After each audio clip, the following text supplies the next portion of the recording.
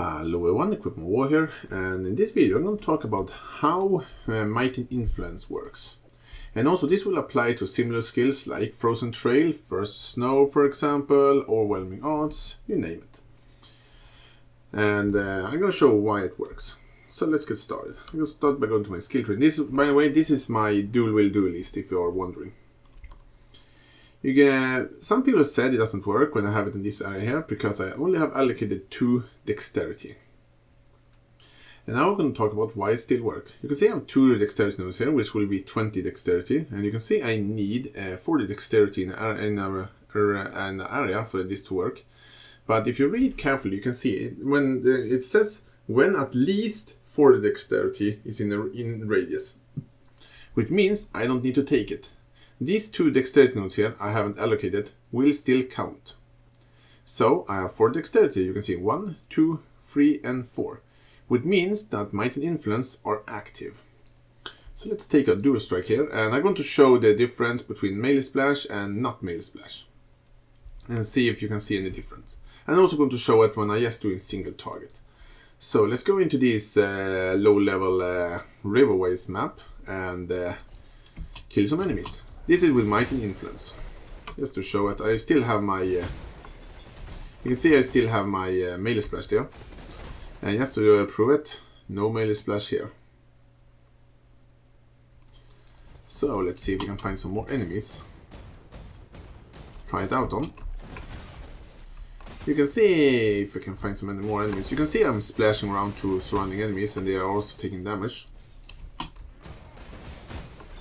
As you can see right there. I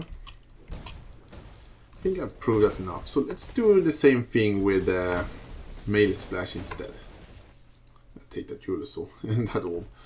So let's take melee splash and take away ruthlessness. And now let's go to the passive skill tree and take away our Might and Influence. So now I have melee splash and no Might and Influence. And you can see it will be no difference, as you can see. It splash target enemies, and yeah, you can see that it indeed do splash to nearby enemies, and it is exactly the same as Might and Influence. But right now, let's try it out without any AoE for my dual strike. So no melee splash, no Might and Influence.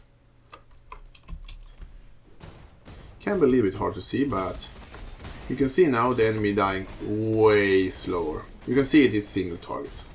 The reason why I hit multiple targets sometimes is actually a little bit because of a multi-strike. So if I take away multi-strike, because multi-strike outdo attacks enemies that are around me, but they're still single targets. So you can see now how long time it takes for me to kill something.